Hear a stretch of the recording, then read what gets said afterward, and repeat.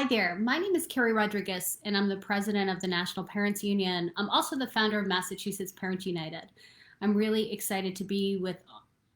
Hi there, my name is Keri Rodrigues. I'm the president of the National Parents Union, and I'm the founder of Massachusetts Parents United. I'm so excited to be here with all of you today to be featured in the Parent Power series on Autism Sprinter. And I want to start off by just thanking Yahaira Lopez, one of our counselors at the National Parents Union, for the invitation to come and speak with all of you today. It's really my honor to do this work alongside Yahaira and so many other parents across the country that are fighting to have their voices heard. And frankly, in my opinion, some of the most important voices that we have in the conversation around education and frankly, social justice in our communities. So I want to start off with a little bit of background about who I am and why I do this work. So whenever I'm invited to speak someplace, I have a couple of titles that I've accumulated through the course of my career, through the course of my work, but the most important job that I have is being Matthew, Miles, and David's mom. My little boys are entering second grade, third grade, and seventh grade. And I came into the world of parent activism because of my oldest son, Matthew. When Matthew was very little, we knew that he was going to have some special needs. From a very early age, we could tell he had sensory issues and was going to need some extra help. So because of my journey in life and what I had experienced in my own home life and in my educational experience, I knew I was going to fight for him. That, even though he might need some extra special help, I was going to be there with him and for him and fight for him. And at the time, I was working as a union organizer and frankly, helping people across the country find their voice.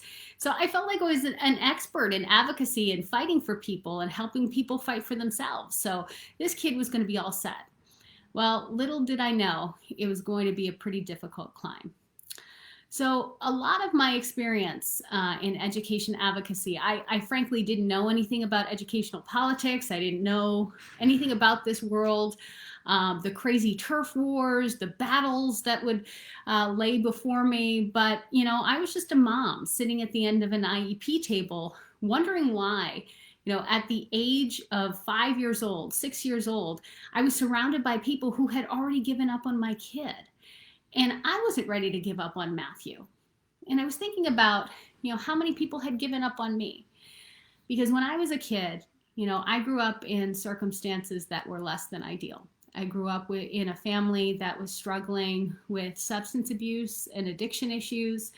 A father that just didn't know what to do with that and didn't know how to process it and would just explode with anger a lot of the time, dealing with the court system, and my mother filing restraining orders and having DCF come into our home and eventually having to leave with a DCF worker and entering into a shelter for displaced youth and temporary housing and running away from all of that and just feeling so lost when I was a kid and feeling so angry and having no adults around me that were really understanding of where I was, with some very rare exceptions. I was going to school in the Somerville public school system, and I had an extraordinary guidance counselor named Kenneth Lonigan, who's actually a friend of mine on Facebook. I'll be tagging him to give him some credit for who I am as a person, probably after this broadcast. But, he was one of the only people, along with, some of the educators who were supporting my endeavors in music, that really thought I was worth anything. I felt as if I was ganged up on, bullied, was being pushed out of my school. I felt like teachers were looking for any excuse to bounce me out of a classroom, to send me to in-school suspension, to send me out to out-of-school suspension.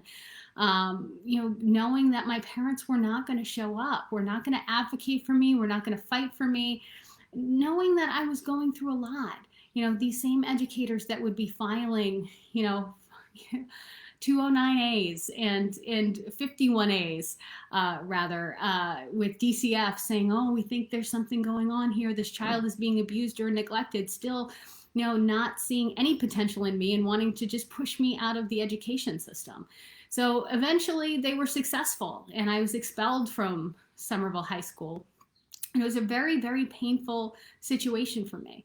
And yes, I was expelled for a legitimate reason, having a weapon in school, which was a disaster of an experience. But I was at a point in my life where I was fighting all the time and fighting in the street and running in the neighborhoods that I lived in that were not always safe and felt like I needed to be armed. And it was a bad situation, and I was a kid who was in just absolute turmoil.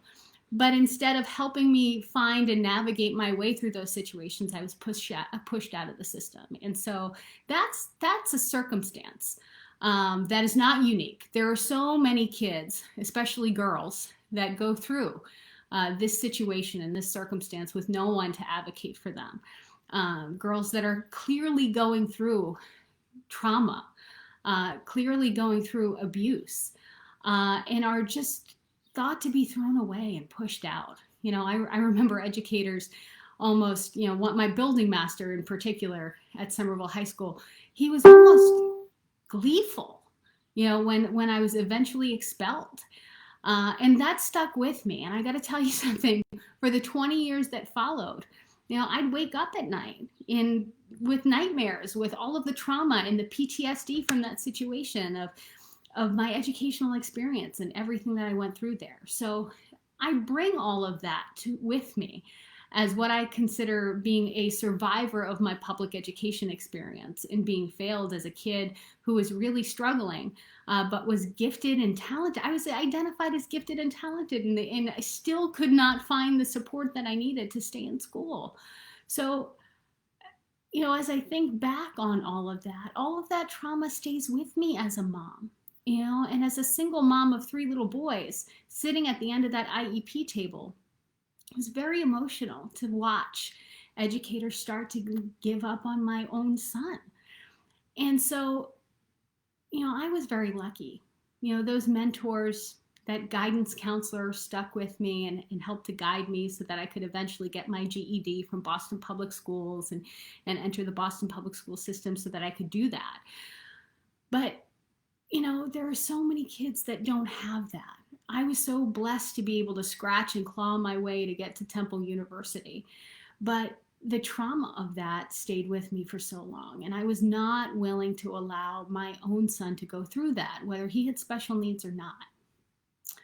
So sitting at the end of that IEP table, I was not that wounded 15-year-old girl who had been expelled from public school. I had done a lot with my life. I had been a successful broadcast journalist. I had been a political and union organizer working for the largest labor union in the world, 1199 SEIU, helping people find their voices. I had worked on political campaigns across Massachusetts as a volunteer, as a senior advisor, as paid staff, helping people to find their voice, to advocate for what was right and what was just. So I had a strong skill set in organizing and strong connections to my community. At that point, I was the chair of the Somerville Democrats, and I was about to be elected to the Democratic State Committee. But sitting at the end of that table, I was just a mom who's really, really afraid. Because when you're the mother of a child who has special needs, and any diagnosis, I know what it's like to feel a lot of doubt and a lot of guilt, because although your mommy sense might be tingling and something's wrong, a lot of the time people second guess you and say, no, don't worry about it. When I saw that Matthew was exhibiting behaviors that would eventually be within the scope of his diagnosis, for so long people didn't listen to me. They wouldn't test him. They told me to wait. They made me second guess who I was as a mother, and made me feel as if, what I was feeling and my concerns were not valid. So from the very beginning of my experience, I was told that, I was wrong. I wasn't good enough, and I was to be questioned. And it was very, very bizarre to me. Having worked with so many different communities to help them and say, no, of course you've got to stand up and fight. Don't second guess yourself. So as I sat there, time and again, I tried to use every resource I possibly could.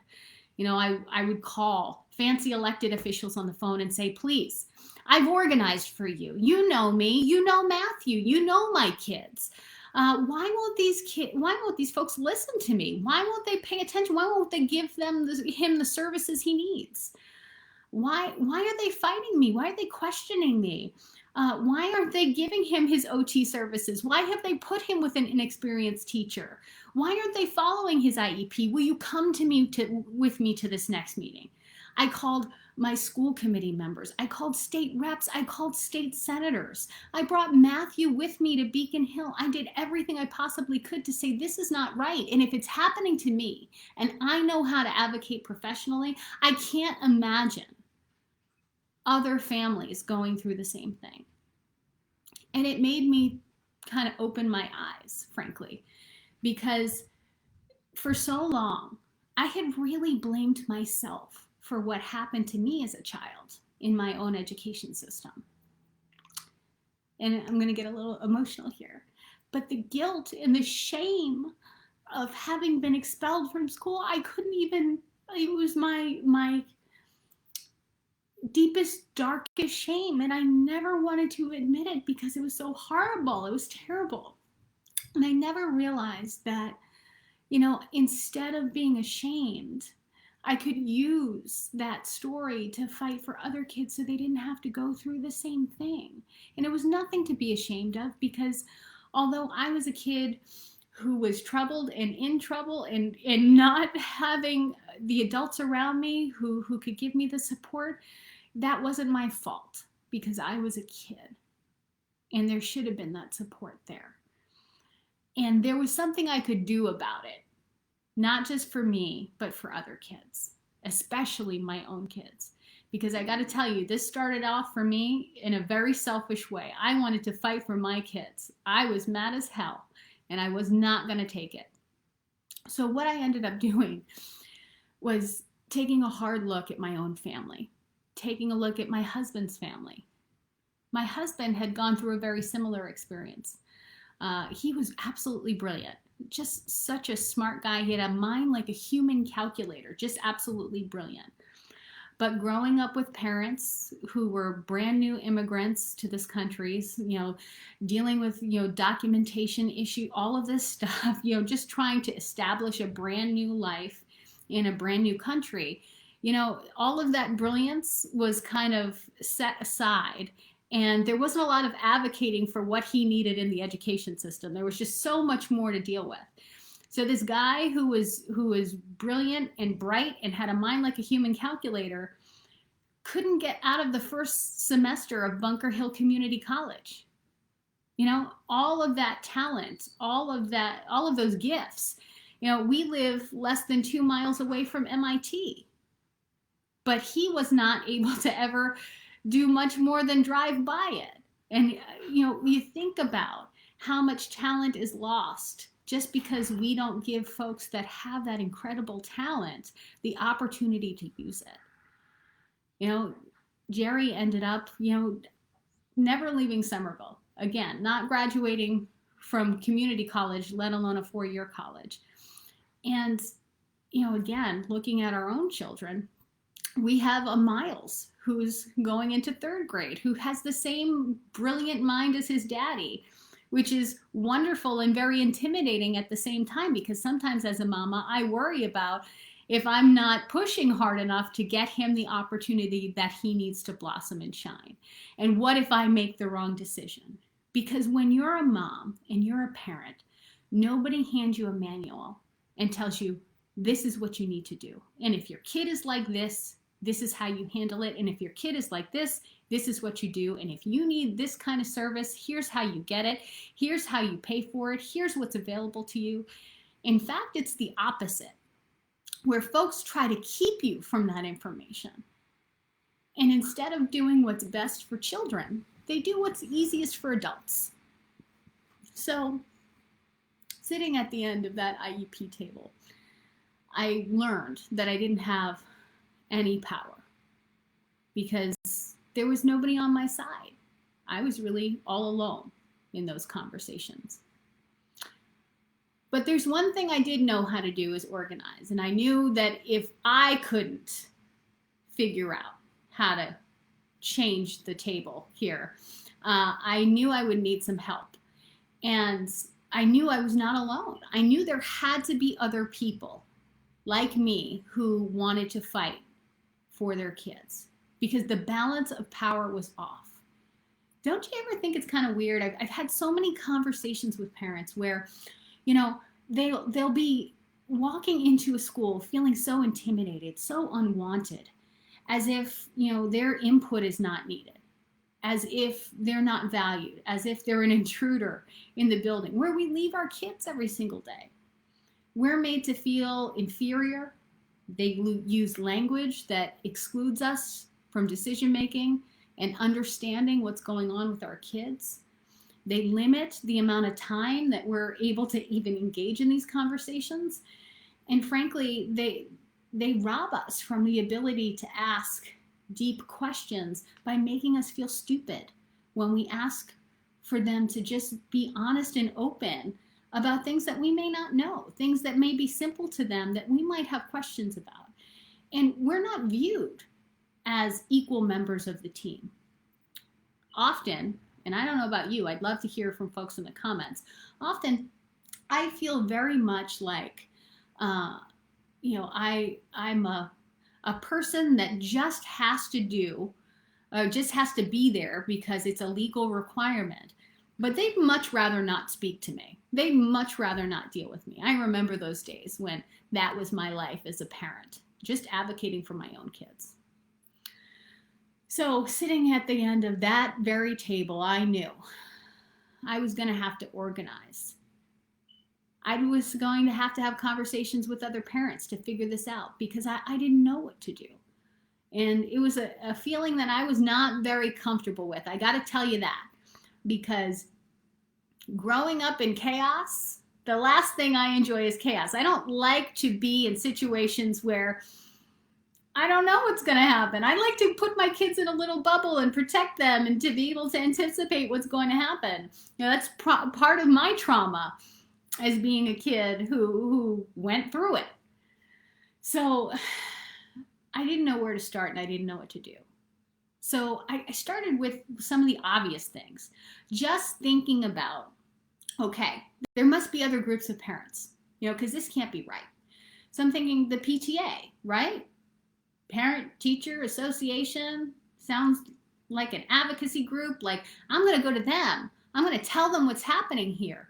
I'm going to tell them that my oldest son, who has been diagnosed with ADHD, he eventually was diagnosed with autism after fighting to get that assessment. We'll talk about that in a minute. But they've got to be willing to listen to me, because this school has suspended my child 36 times in kindergarten. 36 times.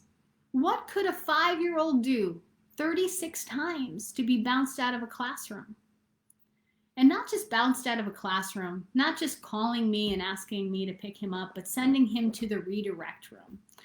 And some of you might be familiar with this redirect room.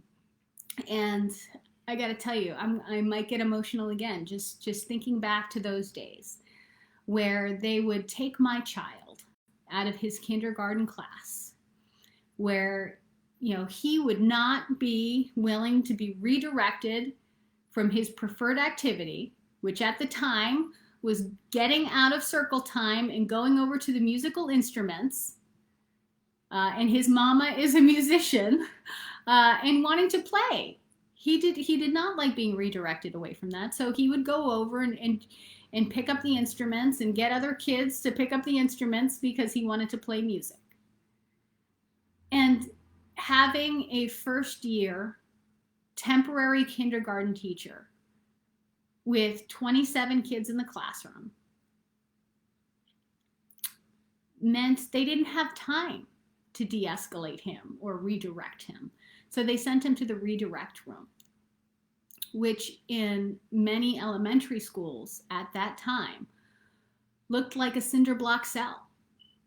They would put him in this cell just down the hallway from his classroom that was all plain cream-colored walls to deprive him of any kind of sensory stimulus as the only way of de-escalating him. And they'd lock him in that room and they'd make him sit there until he could calm himself down. So you can imagine how successful that was. When you're 5 and you have ADHD and you have autism and you think differently, and that looks like a prison, and it's very scary that they've left you in there and there's nothing to see. And how long are they leaving you in there? And why are they leaving you in there? All you wanted to do was play with your musical instruments, and your mom loves music, and doesn't everyone love music? And music is beautiful, and why don't they want you to play music? And instead they lock you in the room where there's only a chair.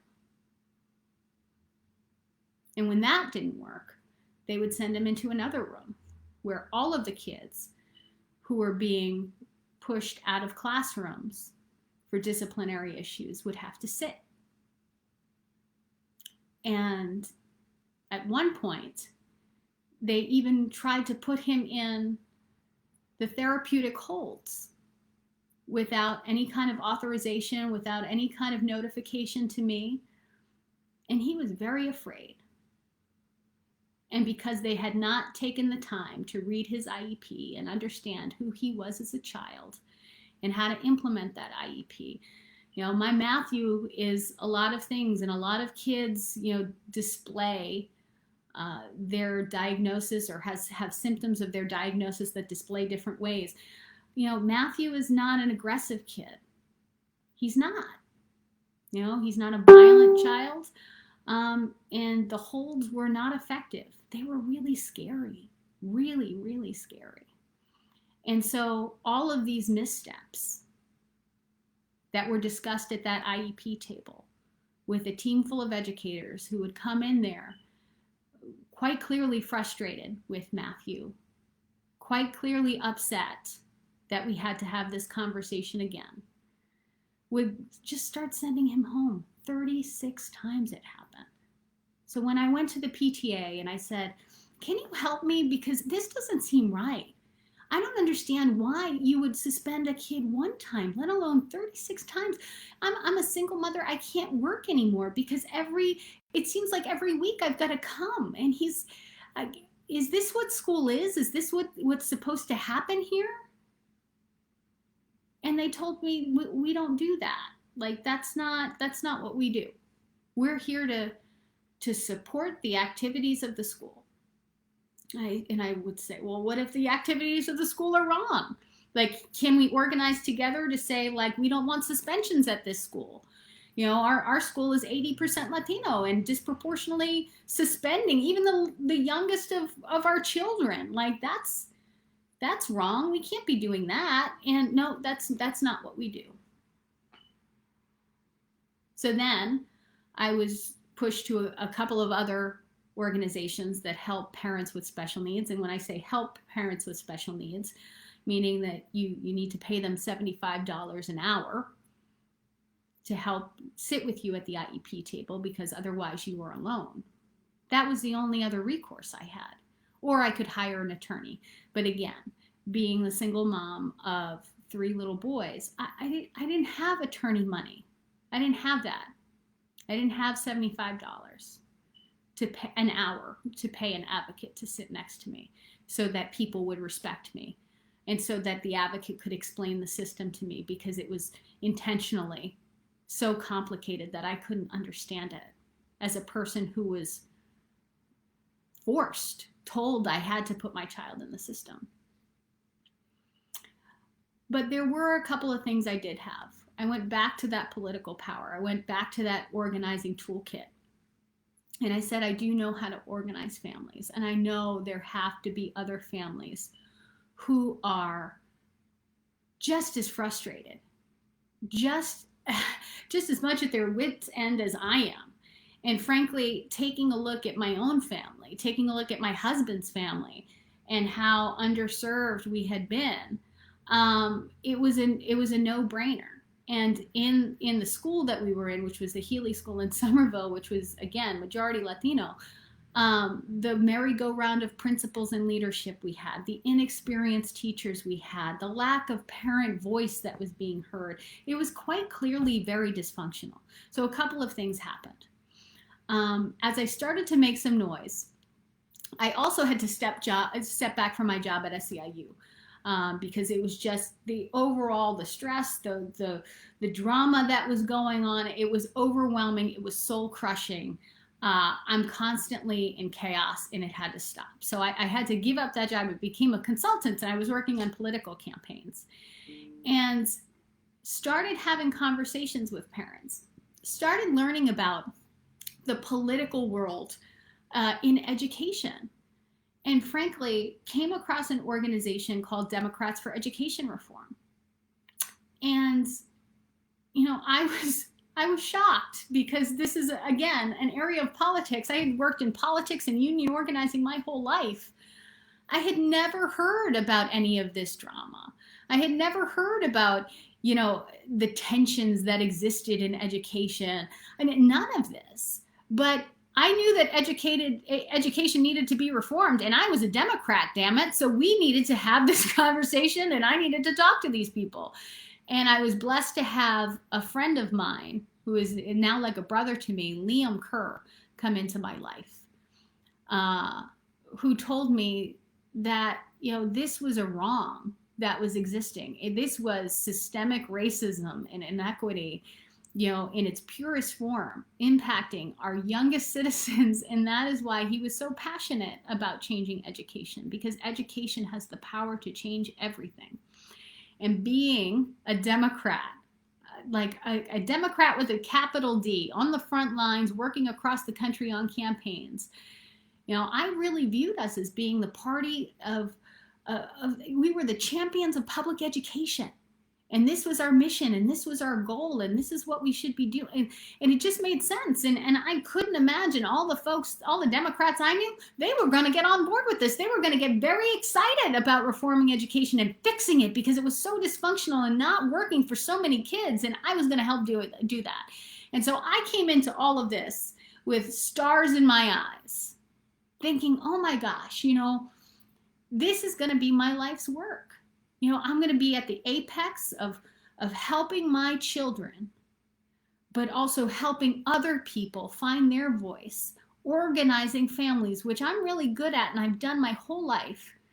And doing that, through the lens of social justice, about what is right, and fighting for our children. And so, as you can imagine, I was a little naive, thinking coming into this that, we were all on the same side. And that people would see this as being unjust and another aspect of systemic racism that exists in our society that needs to be corrected. At this point, I didn't know anything about the school to prison pipeline. I didn't know, just by virtue of being Latino, that my children were prime candidates to go to jail if they were not reading at grade level by the 3rd grade. I didn't know any of that. Nobody tells you that. Nobody tells parents that you better get on it and you better be serious about it, because if you don't, poverty, incarceration, and death, it could be what's in store for your kids. And all these dreams that you have, that they're going to be doctors and lawyers and have a better, easier life than you.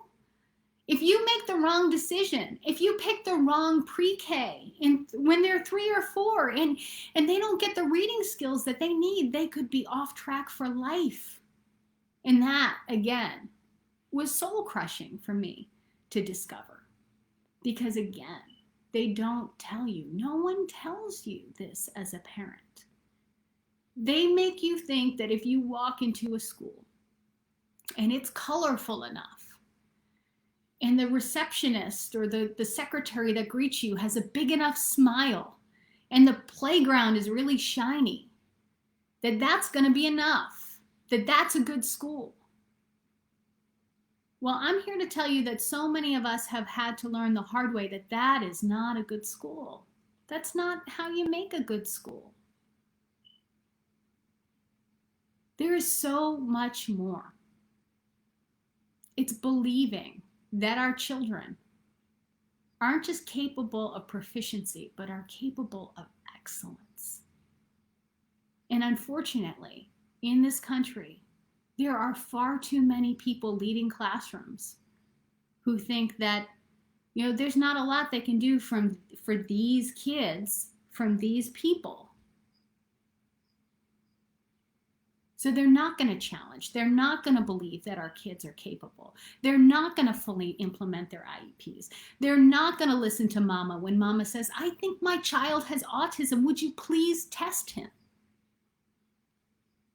It took me up until my child was leaving the 5th grade. That's how long. And I was already in the education advocacy game for quite some time before I was able to get my child the full assessment for autism. And it took me being a pretty big pain in the butt to make it happen, but I'm glad I did. But even after all of this, it doesn't matter how many times you're on the front page of the Boston Globe, the New York Times, on NBC News, they don't care. The level of respect for parents, the way we are viewed as just being, I feel like I'm an idiot the way that people talk to me half the time when I am in there asking questions about my children. It continues. And so what I wanted to share with you today is that, I'm incredibly proud that we have built this extraordinary group, Massachusetts Parents United, which started, out of that frustration at the IEP table, sitting there saying, there's got to be more mamas, and I'm going to need them, because one mama, it's very easy to ignore one person complaining. And we all know that. You make one call, superintendent's not calling you back. Sometimes you can't even get the principal to call you back. You can't get a school committee member to call you back. But I'll tell you something. What I do know through my experience in organizing and labor and in politics, if I could get 300 people to make that phone call, they're going to listen. In fact, you get about 10 people to call a school committee member, you can stop something or you can start something. So we started meeting across Massachusetts. And when I decided where we were going to organize, I wanted to be able to reach the communities that I had worked in across Massachusetts.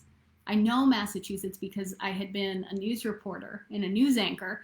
I knew so many of the different communities. And so we went out to different areas of Boston. We went to Lawrence, we went to Lowell, we went to Springfield, we went to Holyoke, we went to Salem, we went to Lynn, all of these places where I knew there were families like mine. Folks that desperately wanted more for their children, but didn't have the resources. People who had been disrespected and dismissed. The families who we always hear don't care. I never understand that. If you're a mama working 2 or 3 jobs and you can't show up for a 3:00 in the afternoon parent-teacher conference, I'm sorry, that's not a mom that doesn't care.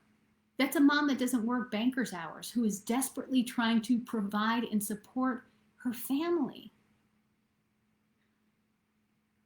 So when we talk about these parents and these families in this disrespectful way, as if it's not a peer-to-peer relationship, that's where it starts. Or maybe it starts even before that. Because if you're like me and a survivor of the public education system, and there has been no restorative justice, and you are expected to just shove your kids back into a system that didn't serve you well, but you have no choice. You legally have to put your kids in the system. A lot of us come in with our dukes up, ready to fight. And I think it's kind of funny that people don't understand that. You don't understand why I don't want to engage with you. We get asked this question all the time. Keri, why don't parents engage with us?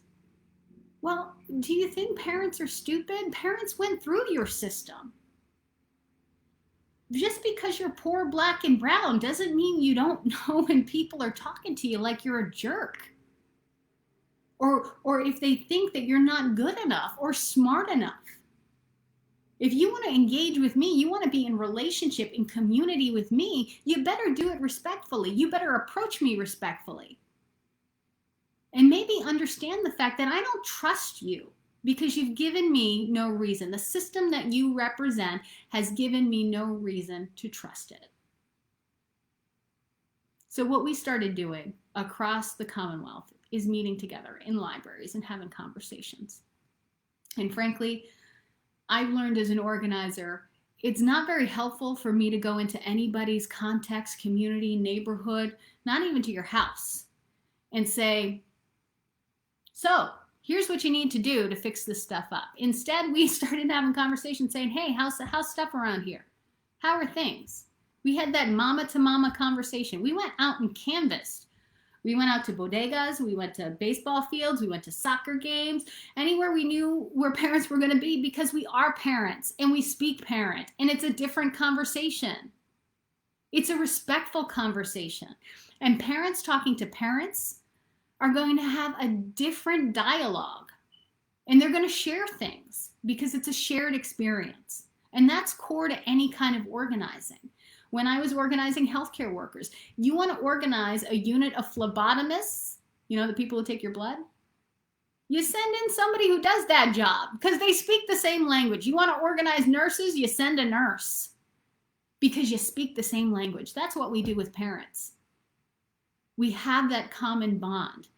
And we have this unspoken understanding, because when you're a parent, you understand what it is to have that deep love for your child, and that fear that you're gonna make a mistake. There's a lot of fear that comes with parenthood. So we were able to open up to each other and have really honest conversations. And what we learned was something that confirmed what I had already suspected, because being a parent, I get it. Most important thing to us is making sure we have safer neighborhoods that are free from violence. And violence means a whole host of things. It's not just, having people shoot you down on the block or getting stabbed. No, it's not that. It's about whether or not the violence of having ICE come into your neighborhood and burst through the door is going to end your family, because that's what ICE does. It's about the violence of not having economic security. It's about, it's all of that stuff that's intertwined. Our number one job as parents is to make sure our children are safe and are loved, and being able to provide for them and keep them alive. So that's why number one is safer neighborhoods and safer communities for us. Number two, affordable housing. Can we make sure our children are in safe homes, literally?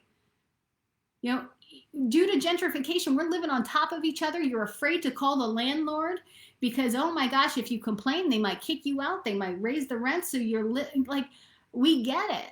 And it's a problem. It's a problem in communities across Massachusetts. And so that's why it's number two. Number three is food stability. So many people are struggling with food stability and being able to feed our children.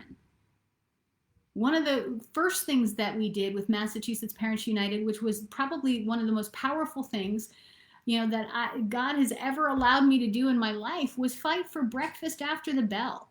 Understanding that so many of our children are sitting in classrooms hungry through no fault of their own, because breakfast in many of our schools is served before school, and transportation issues, of which there are many, prohibit many of our kids from actually accessing that free breakfast. So Massachusetts Parents United took on that issue to help pass breakfast after the bell and feed 150,000 hungry kids across Massachusetts, because hungry kids can't learn. And that can be a life and death issue for families like ours. Hungry kids who are distracted end up either in the nurse's office or they end up in the principal's office. And for our kids, you end up in the principal's office, you end up on that disciplinary track, just like in so many other systemically racist systems. That is the school to prison pipeline right there. That is how you enter, simply from being hungry in the morning And it's a no-brainer, folks. So that was a huge issue for us. And feeding 150,000 kids every single morning, we're going to fight until every single kid in the Commonwealth is going to be able to have breakfast, because hungry children cannot learn. And finally, equitable access to high quality education. And this is the third rail when it comes to our organization and our advocacy here in Massachusetts, because how dare a group of parents come together and demand equitable access to high quality education and have the expectation that just because you are poor, black, and brown, you are also deserving of equitable opportunity. And I want to make this clear, given that Yahida has given me access to her audience, of which I am so grateful. The thing you got to understand about parents in general, and specifically about Massachusetts Parents United, is something that's going to make you really big mad. We don't care about governance models. We don't. We're not here to sign up for the traditional district school army or the charter school army or the private school army or any of that. We are here for outcomes. You want to call it a district school, you want to call it a charter school, you want to call it Mickey Mouse Clubhouse, it does not matter. What we're here is to do is to make sure that when our children leave that school, that they have been given the same foundation, whether you're in Dorchester, whether you're in Wellesley, the same foundation that prepares them for success in life. I've been saying this a lot, and it's the difference between education advocacy and parent advocacy. You know, there's a lot of folks fighting over what happens in K through 12 education in particular. You know, a lot of focus on how do we get these kids to graduation day. For us, it's not just graduation day. We're talking about setting our kids up for success for life. Whether or not what we are doing in K through 12 education, we're not just handing them a piece of paper, but we have kept a promise to them that by earning this piece of paper, it means something. It means you are ready to take a college level course, and you don't have to take 2 years of remedial courses. You don't have to go to community college before you're ready to take that college level course. That we have done our job, that what we have prepared you for is the next step in the opportunity you're going to need to have a successful life. Have we done everything we are able to do to prepare you for a career? Do you have a pathway? It's not just about handing you that piece of paper. And so, by any means necessary, I want to hear new ideas, because I tell you something, I take a lot of time looking at the numbers, checking out the facts, and frankly, I'm very, very disappointed by what I'm seeing. The fact that some folks are celebrating Massachusetts being #1 in the nation for education, or #2, we switch off with New Jersey. You know, touting that number, when you take a look at the actual subgroups and how they're being served, we're getting 39% of Black children proficient in reading. That means 60% are not. Why is that acceptable? Why is that okay with you? Why would you celebrate that? And why would you not be looking at the schools that are finding success through different ways and different systems of getting kids to access the opportunity, the information, the curriculum, and trying to develop new ideas? Instead, you ask parents to turn around and sign up to fight for the status quo, a status quo that is generationally, institutionally racist, that is sending our kids through the school to prison pipeline and not preparing them for a career pathway, but for poverty, incarceration, and death. Why would you want us to do that? And why are you so in love with this status quo that is failing our children? This is core fundamental systemic racism. So in this moment that we are in our country, where we are talking about police reform, I don't know how you talk about police reform as if it's an island unto itself. What is the backstory? What is the whole context of what is happening there? I've got a lot of questions. I got a lot of questions for the teachers' unions as well. You know, I have become public enemy number one for a lot of teachers' unions because I dare to question where their priorities are. My priorities, number one, as a mom, as an advocate, as an activist, are children. My children, the children in my community, your children, that's what I fight for. There's got to be somebody in the conversation that is getting us focused on the kids. Unfortunately, the balance of power has shifted so much that we have become so focused on the wants of adults that we have stopped considering the needs of children. What is best? What works best for them? How do we get the best outcomes for them? How do we create a system and transform it so it works for them, so that they access opportunity, and at the end of the day, they are ready and prepared? Instead, we do everything we possibly can to preserve a system that is cushy and comfortable for the grown-ups running the damn system. So when are we going to say enough is enough? When are we going to be tired of this stuff and say, you know what? The time has really come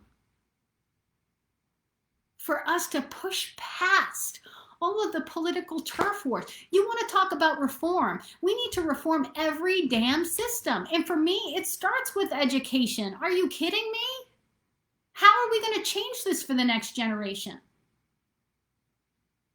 And how are we going to have teachers' unions calling for the reform of police and how they respond to Black and brown boys, frankly, children, our children, when you are the same people who call the police on our children in the classroom?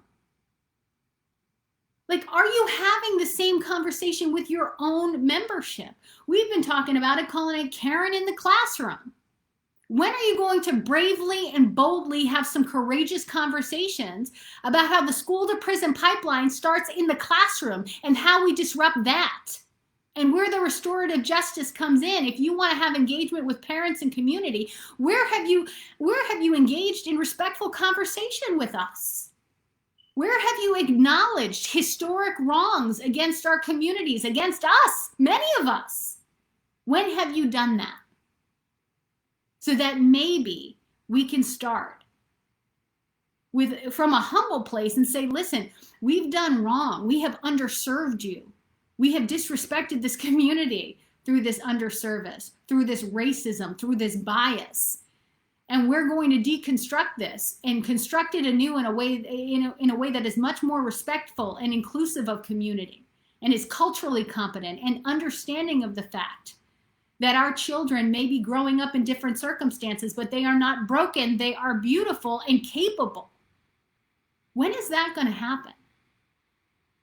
When is there going to be acknowledgement of the historic wrongs that have happened, that perpetuate the cycles of poverty and violence and everything else we see? The thing that breaks my heart on a regular basis is thinking about how much we have lost as a society, how much talent, how much farther ahead we could be right now. We could have had a little boy or a little girl with the brains to have cured cancer already, that unfortunately went to the King Elementary School and wasn't able to take the advanced work to get into Boston Latin and be on track for Harvard. And then, you know what? We didn't get there. We didn't get there. How do we answer that question? Aren't those kids in Roxbury, Dorchester, and Mattapan, aren't they all as deserving as the wealthy white kids that have parents that have the time to be able to be asking to speak to the manager? Like, hello. So I want to wrap up by saying, the work we do here in Massachusetts is aggressive and it's bold. And it's not going to stop because it's powerful and it works. You need parents on the team. You say it to us all the time. I can't remember the last time I went to an education summit or conference where we didn't start with, oh, the parents, we need them at the table, we need their perspective, but we're treated as if we're some kind of sideshow. You know, oh, come tell us our anecdote, but you know, don't tell us what to do. Let's have you you know, pull on our heartstrings. But you know, when the decisions are going to be made, we'll come up with a policy and we'll tell you what we're going to do to your family. Like, it's insane. It is crazy. It is crazy. We're doing it here in Massachusetts, you know, as you know, Massachusetts Parents United taking a look at the return to school working group that was put out by the Department of Elementary and Secondary Education. There were 2 people of color on that entire working group. 1 parent from Rehoboth, Massachusetts. None of the gateway cities, no parents of color, no parents of color with children with special needs, no formerly incarcerated parent, nothing. But this group, I mean, there were literally more cops on that return to school working group than there were parents of children doing advocacy work. I don't understand that. I don't get it. I don't know how you take a look at a group that's been assembled and go out to all of these organizations and say to them, I need adequate representation. If we're going to do this for real, like, you've got to send me the folks that can get very real with us. Yeah, I don't understand that. I don't get it. So we had to go back and fight. You know, we're constantly, that's why we have to be as aggressive, because if we're not aggressive and we're not demanding action, we're going to get run. If you're not at the table, you are on the menu, and parents are on the menu all the time. Kids are on the menu all the time, what they're going to do to us, what policies they've decided for us. They'll blow up your whole schedule, change your whole life, and you don't have any say in it at all. This working group is a perfect example. We're going to have rotating schedules, meaning your kids may only go back to school, may go back to school 2 days. We're only going to have 10 kids in a classroom. How do you pick the 10 kids? What are you going to do on the other days? How are you going to work? How are you going to live? How's that going to happen? What if parents can't afford the masks that were expected to be provided? How can we trust you to clean the buildings using the proper disinfectants to kill COVID-19 when we couldn't even trust you to empty the trash out of classrooms on a weekly basis in some circumstances? In Boston, we don't even have functioning bathrooms and places for children to wash their hands. So, like, how do you do that? There's got to be people at the table saying, excuse me, my kid actually goes to an elementary school, and let me tell you what's going to happen. Let's have a conversation about 7 and 8-year-old boys and social distancing for real, because clearly y'all haven't been around a 7 or 8-year-old boy trying to social distance in a minute. And what are we going to do? We can't even have, we have such deep inequities in discipline as it is. So if my little boy is not practicing social distancing and a white little boy is not practicing social distancing, who is going to be disciplined and who's going to be tracking those numbers? Because we know the system is racist, and it's going to be disproportional discipline when it comes to that too. So where are the guarantees, and who is looking at these questions if we are not poking and pushing and demanding more? And I'm sorry if you're uncomfortable with that, but that's the way it is, folks. And frankly, we saw this play out last year when we were talking about the education funding. We were very displeased. There was a lot of conversation about spending $2 billion on education. We're here for spending more money in education, but we want to make sure it actually hits kids in the classroom. And we want to make sure that the systemic racism in our system, the achievement gap, the opportunity gap, is addressed in our system. We have been beating this drum over and over and over again. And when the Promise Act came out, with no promises in it whatsoever as to how that $2 billion was going to be used, we said that's not acceptable to us. And we marched and we brought thousands of parents up there. And we went to the Joint Committee on Education and we said, this is not good enough. Here's our language. This is what we want you to do. We want 3-year achievement gap killing plans from every single district in the Commonwealth so that we can go and fight and we can hold them accountable. And we want to know where this money is being spent. And there was a lot of pushback. How dare you ask how we're spending this money? Because we know how you spend money. Because the system is racist and spends the money in racist ways, and we can't trust you. There has to be accountability.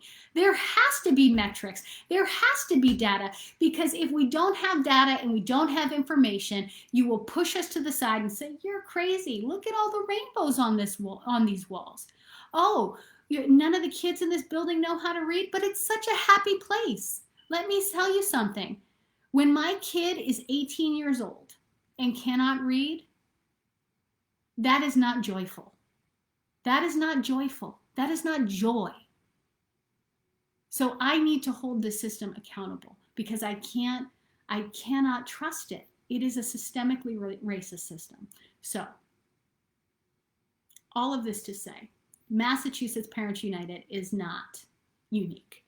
And that is why it is my great honor to be connected with so many organizations across the nation. I knew that we were a pocket of powerful parents here, and there are beautiful pockets of parent power across the country. And that is why we have founded the National Parents Union, because it is extraordinary when you have groups of parents, parents of color, low-income parents, special needs parents, single mothers and fathers, grandparents, formerly incarcerated parents, parents in recovery, alongside some of the traditionally represented parent voices, and you build a vibrant coalition, we can disrupt the traditional role of parent voice in policy space, and we are doing it. And so you can check out, we do a lot of Facebook Lives right now during COVID-19, but we stay connected. And we're so blessed that Yahida is part of our group and part of our organization. She has been since its birth. When we all came together, there was almost 300 of us down in New Orleans. We all flew in. We engaged in a very collaborative, co-creative process, and we agreed on our statement of values. And this is what it is. 1, we believe that our children should always be at the core of our agenda in every decision. 2, we believe that there should be liberation, justice, and equity in education for all children. 3, we believe education systems must be transformed to eradicate generational institutions of oppression. 4, we believe that families have a powerful voice that should influence educational and political policies and practices at the state, the local, and the national level. And we believe that in order to affect change and strengthen families, we must provide them with the resources and opportunities to develop their talents and share best practices. So our National Parents Union came together and voted to found our organization. We voted to base our work in these principles, and we stand united together. And it's my great honor to be connected with all of you. So I want to thank Yahida for being a part of the National Parents Union. I want to thank her for her extraordinary work. She's so inspiring. I mean, I was watching her last week in the rain. You know, she is down, like, no matter what, rain, snow, sleet, hail, she is out there, and she is fighting not only for her kids, but for all kids, to make sure that we have a seat at the table so we can do what we do best, which is fight for our babies to make sure they get what they deserve. So thank you so much for being with me today. Thank you so much for joining me on this journey. If you'd like to find out more information about us, you can go to nationalparentsunion.org or maparents.org. We've got Facebook. You can kind of Google us up and check us out there. But thank you so much for being with us, and I hope to hear from you soon. Bye-bye.